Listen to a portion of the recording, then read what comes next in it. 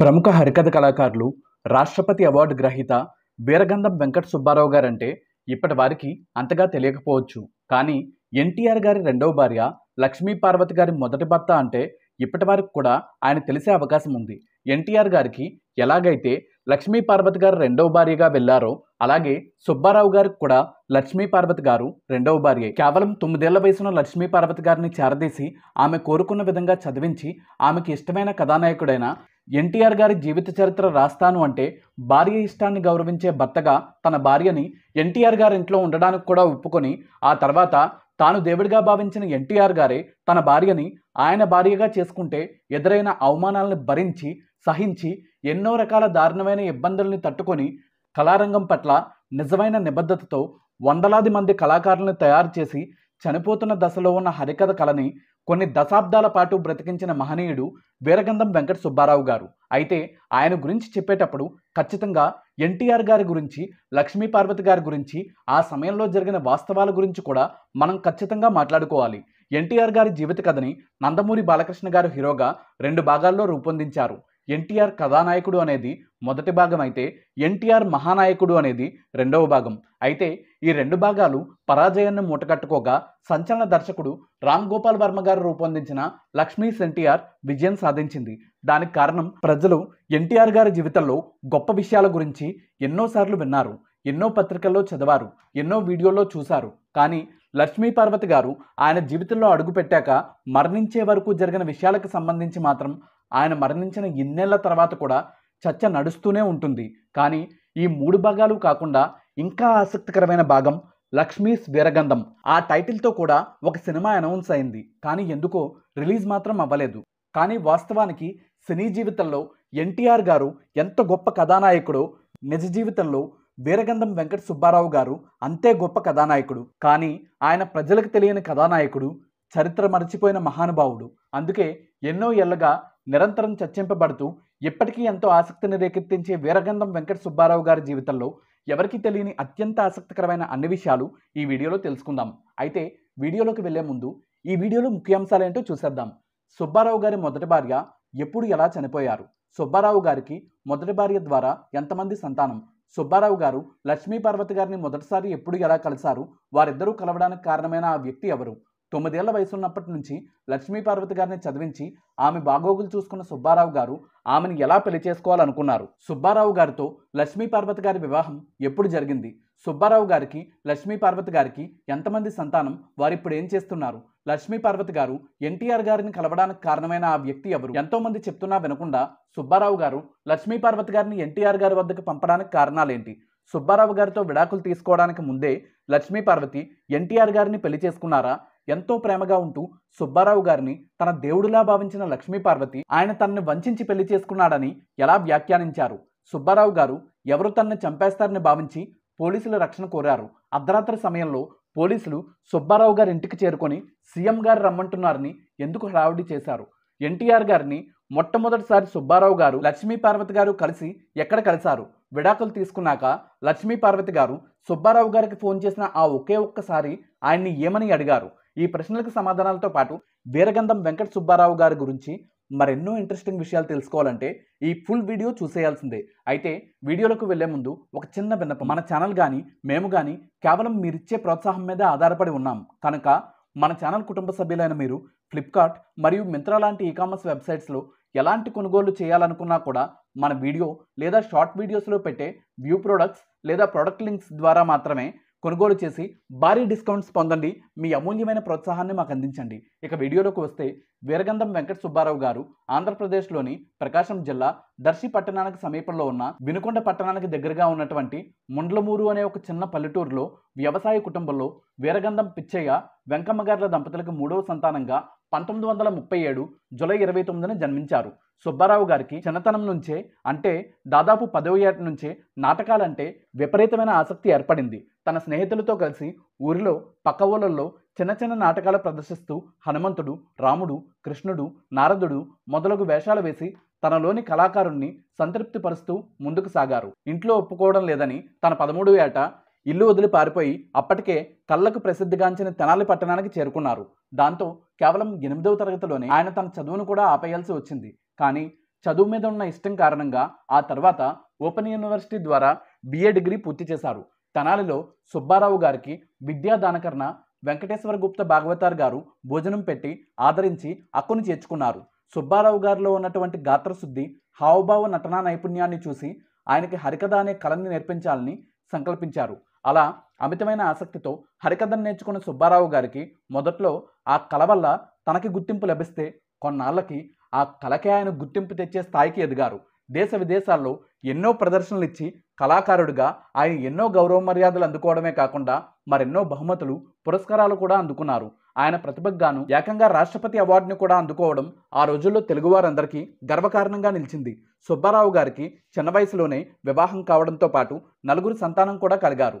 ఆయనకి తన మొదటి భార్య ద్వారా 3 కుమారులు, 1 కుమార్తె జన్మించారు. అయితే 5వసారి సుబ్బారావు గారి మొదటి భార్య గర్భవతి అయ్యారు. అయితే అప్పటికే 4 సంతానం ఉండటంతో తెలిసిన వారిచ్చిన సూచనల మేరకు ఆమెకు సంతానం వద్దనుకున్నారు. అయితే ఈ విషయమై డాక్టర్లతో సంప్రదించకుండా స్థానికంగా ఉన్న మంత్రసాని ద్వారా గర్భం తీసుకునే ప్రయత్నంలో భాగంగా ఉత్పన్నమైన ఇబ్బందికర పరిస్థితుల్లో ఆమె 1975 మార్చి 25న మరణించారు. అప్పటికే 4 పిల్లలున్న సుబ్బారావు గారి జీవితంలో అది ఒక ఊహించని సరాఘాతంలా, తేరుకోలేని దెబ్బలా తగిలింది.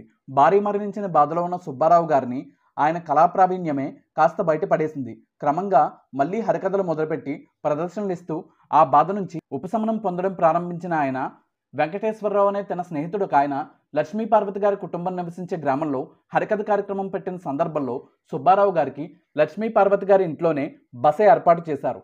లక్ష్మీపార్వతి గారి తల్లిదండ్రులు దాసరి కృష్ణమూర్తి గారు, సామ్రాజ్యం గారు కమ్యూనిస్ట్ భావజాలంతో ఉండేవారు. వారిది నిరుపేద కుటుంబం. కేవలం సమీపంలో ఉన్న కొన్ని కట్టెలు కొట్టుకొని అవి అమ్ముకుని జీవనం సాగించేవారు. వారికి లక్ష్మీపార్వతి ఒకరే సంతానం.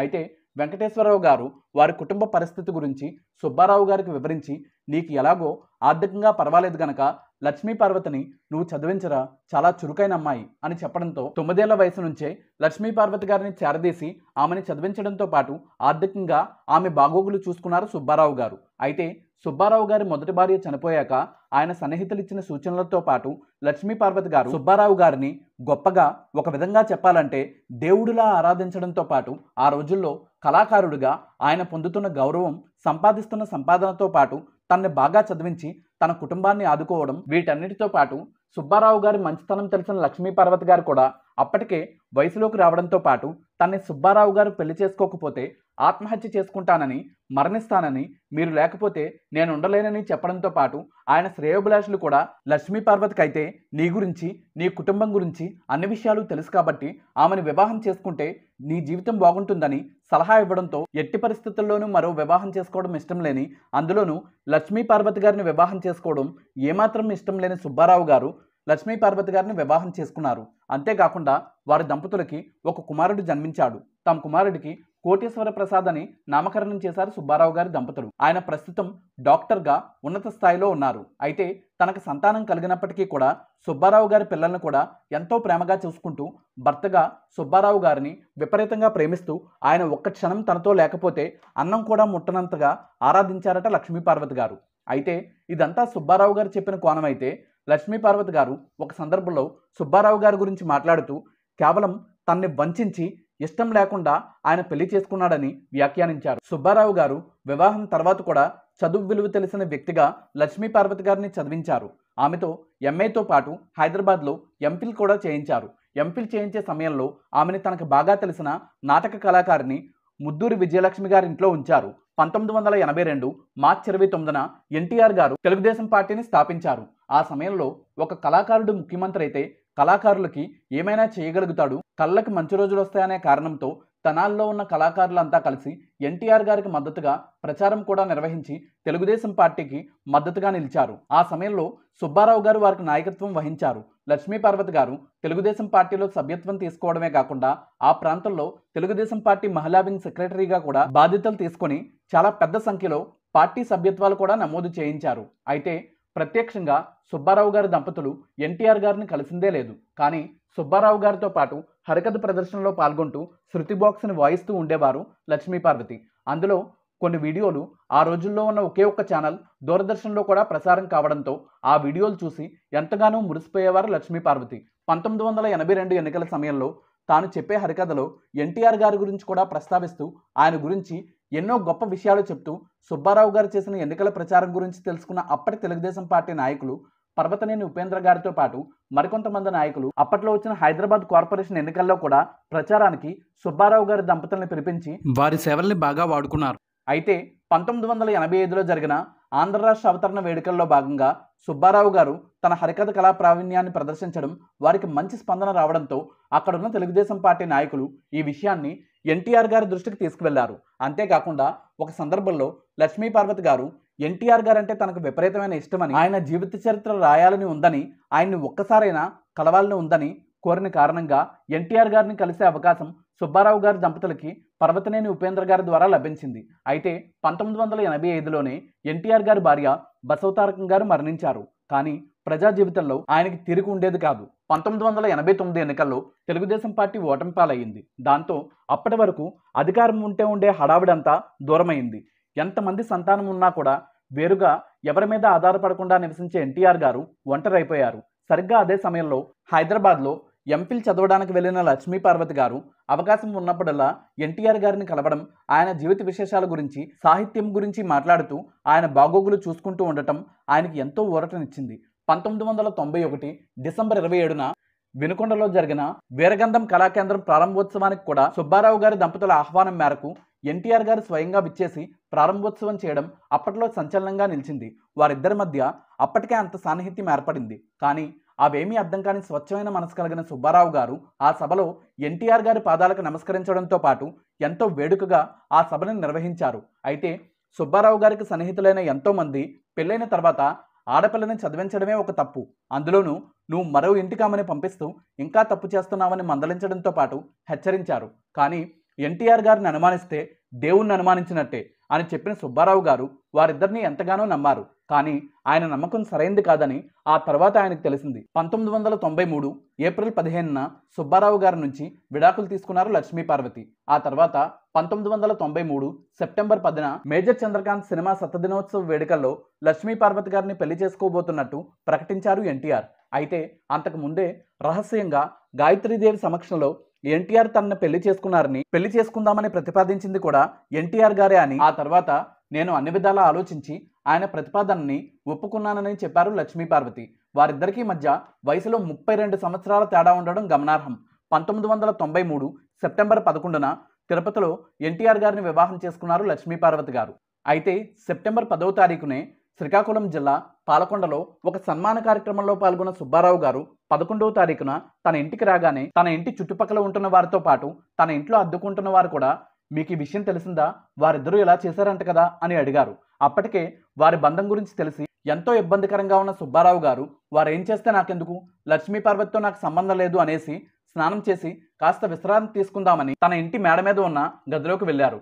అర్ధరాత్రి 12 గంటల సమయంలో డిఎస్పీ గారు, ఎస్పీ గారితో పాటు ఎంతో మంది పోలీసులు ఆయన ఇంటికి వచ్చి మిమ్మల్ని సీఎం గారు రమ్మంటున్నారని చెప్పారు. సుబ్బారావు గారికి విషయం ఏమీ అర్థం కాలేదు. సుబ్బారావు గారి ఇంట్లో అద్దెకు ఉండే విజయ బ్యాంక్ మేనేజర్గా పనిచేసే బాబురావు గారు కూడా పోలీసుల హడావుడి చూసి సుబ్బారావు గారి దగ్గరికి వచ్చారు. పోలీసులతో సుబ్బారావు గారు, సార్ నేనేమి దొంగని కాదు, రౌడీని కాదు, దేశద్రోహిని అంతకన్నా కాదు, ఈ రాత్రి సమయంలో నేను ఎక్కడికి రాలేను అని చెప్పి నేనెప్పుడూ ఇటువంటి పరిస్థితి ఎదుర్కోలేదని చెప్తూ ఎంతో భయంతో ఏడ్చేశారు కూడా.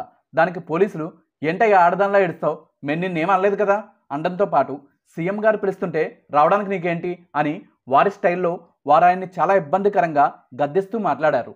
వారిని బతిమాలుతూ ఏడుస్తూ ఏదో విధంగా కాలయాపన చేయడంతో తెల్లవారుజామున 4:30 కావస్తుంది. స్నానం చేసి బయలుదేరుతానని పోలీసులతో చెప్పి నెమ్మదిగా అలా 5:30 అయ్యేలా చేశారు. ఆ సమయంలో కోట్ల విజయభాస్కర్ రెడ్డి గారు ఆంధ్రప్రదేశ్ ముఖ్యమంత్రిగా ఉన్నారు. అయితే సుబ్బారావు గారికి అంత అర్ధరాత్రి సమయంలో పోలీసులు వచ్చి తనని ఇబ్బంది పెట్టేసరికి ఒకటే అనిపించిందట, ఒకవేళ తనని రాజకీయ కారణాలతో చంపించేసి ఎన్టీఆర్ గారు లక్ష్మీపార్వతి గారే చంపించేశారని చెప్తారేమో అని కూడా అనిపించింది. ఎందుకంటే ఆ సమయంలో తనని తీసుకువెళ్తే ఎక్కడికి తీసుకువెళ్తున్నారో ఎవరికి కనీసం తెలిసే అవకాశం కూడా లేదు. అయితే మొత్తం మీద తెల్లారే వరకు పోలీసులు ఆయన ఇంట్లోనే ఆయన తీసుకువెళ్ళడం కోసం ఎదురు చూస్తూ కూర్చున్నారు. ఉదయం సుబ్బారావు గారిని పోలీసులు ఇంటి నుంచి బయటకు తీసుకువచ్చేసరికి ఇంటి బయట రోడ్డుకి ఇరువైపులా ఆయన ఇంటికి సమీపంలో ఉన్న రైల్వే స్టేషన్ వరకు పెద్ద సంఖ్యలో పోలీసులు, జనం కూడా విపరీతంగా గుమిగూడి ఉన్నారు. సుబ్బారావు గారి ఇంటికి సమీపంలో కాంగ్రెస్ పార్టీ నాయకులు గురుమూర్తి గారి ఇంట్లో ఫోన్ ఉంది. ఆయనకి సుబ్బారావు గారు రాత్రి జరిగిన విషయమంతా చెప్పడంతో ఆయన అప్పటి హోంమంత్రి ఆలపాటి ధర్మారావు గారికి ఫోన్ చేశారు. సుబ్బారావు గారు ఆయనకి జరిగిన విషయమంతా చెప్పగా, దౌర్భాగ్యపు రాజకీయాలండి, ఈ రాజకీయాల వల్ల మీలాంటి మంచివారికి కూడా ఇబ్బంది కలుగుతుందని చెప్పి అక్కడ పోలీస్ అధికారులతో నేను మాట్లాడుతాను, మీరు హైదరాబాద్ రానక్కర్లేదని చెప్పారు. సెప్టెంబర్ 12న సుబ్బారావు గారికి విశాఖపట్నంలో ఒక హరికథ ప్రోగ్రాం ఉండడంతో ఇంట్లోనే ఉంటే పోలీసులతో ఇబ్బందని భావించి అక్కడి నుంచి వెంటనే బయటపడాలని తన బ్యాగ్ సర్దుకొని కిందకు వస్తుండగా మరోసారి పోలీసులు వచ్చి హోంమంత్రి గారు మీతో మాట్లాడుతానంటున్నారని చెప్పడంతో ఆయన ఫోన్లో మాట్లాడగా హోంమంత్రి ధర్మారావు గారు మాట్లాడుతూ, సుబ్బారావు గారు, మీ ప్రాణాలకు ఏం ప్రమాదం లేదు, సీఎం గారు ఎలాగైనా మిమ్మల్ని తీసుకురమ్మని చెప్పారు, మీరు బయలుదేరి రండి అని చెప్పడంతో ఇప్పుడు నేను రాను అని చెప్పినా కూడా నన్ను కొట్టి లాక్కెళ్ళినా వాళ్ళని ఆపేవారు లేరు, అడిగేవారు లేరు, ఉండరు కూడా. కనుక ఏది ఎలా రాసి పెట్టుంటే అలా జరుగుతుందని భావించి వారితో పాటు బయలుదేరారు సుబ్బారావు గారు. హైదరాబాద్ చేరుకున్న సాయంత్రం వరకు ఆయన్ని అప్పటి ఐజీ సుబ్బారెడ్డి గారు మరియు ఇతర పోలీసు ఉన్నతాధికారులు మరియు నాయకుల వద్ద కూర్చోబెట్టి ఆ తర్వాత మీకేం పర్వాలేదు, వాళ్ళ నుంచి మీకు మేము రక్షణ కల్పిస్తామని చెప్పి ఒక కట్ట పేపర్లు ఇచ్చి సంతకాలు పెట్టమన్నారు. అప్పుడు సుబ్బారావు గారు నాకు ఎవరి నుంచి ఏ విధమైన ఇబ్బంది, ప్రాణహాని లేదు అని చెప్పినా కూడా వినకుండా, సుబ్బారావు గారు మీకు తెలియదండి, సంతకాలు చేయమని చెప్పాం కదా, చేయండి అని గద్దించడంతో విధిలేని పరిస్థితుల్లో ఆయన సంతకాలు చేశారు. ఆ తర్వాత ప్రెస్ మీట్కి వెళ్దాం పదండి అన్నారు. అయితే ఆ ప్రెస్ మీట్ ఎందుకో దేనికో కూడా ఆయనకు తెలియదు.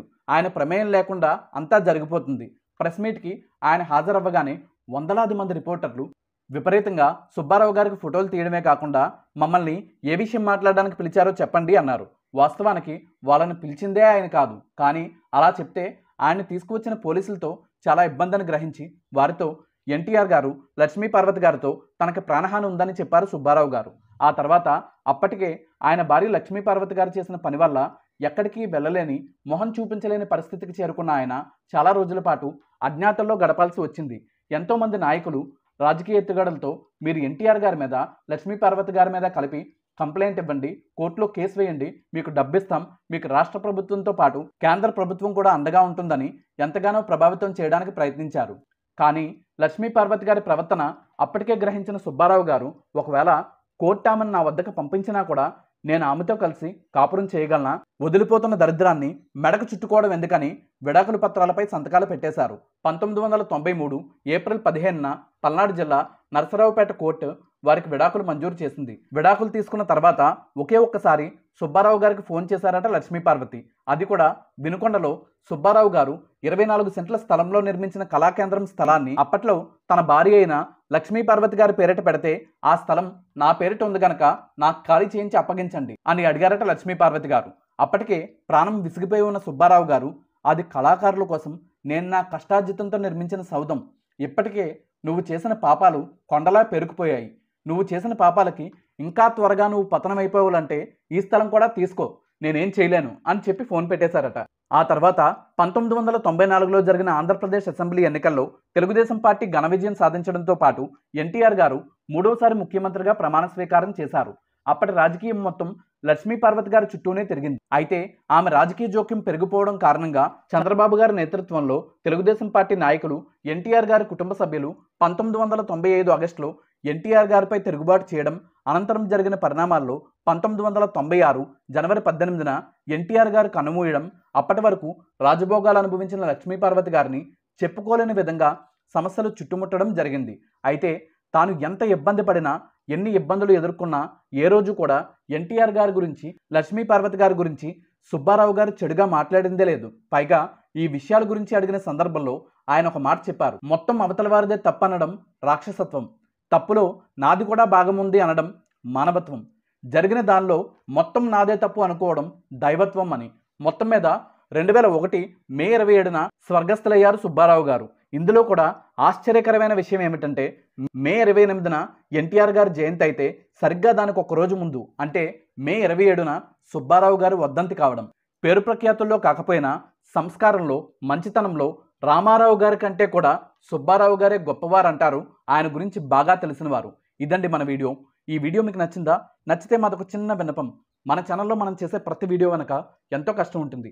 ఆ కష్టానికి మీరు ఇచ్చే ప్రతిఫలం మన ఛానల్లో ఇతర వీడియోలు కూడా ఒకసారి చూడండి. మన వీడియోస్ అండ్ కంటెంట్ మీకు నచ్చితే మీ లైక్స్, కామెంట్స్, షేర్స్తో పాటు మన ఛానల్ని సబ్స్క్రైబ్ చేసి పక్కనే ఉన్న బెల్ ఐకాన్ని ప్రెస్ చేసి ఆల్ నోటిఫికేషన్స్ యాక్టివేట్ చేయడం ద్వారా మన ఛానల్ కుటుంబ సభ్యుల్లో ఒకరిగా చేరుకోండి. అంతేకాకుండా మన సోషల్ మీడియా అకౌంట్లు తప్పకుండా ఫాలో అవ్వండి. ఈ వీడియోని చివరి వరకు చూసినందుకు ధన్యవాదాలతో మీ మిమిక్రీ ప్రవీణ్. Thank you.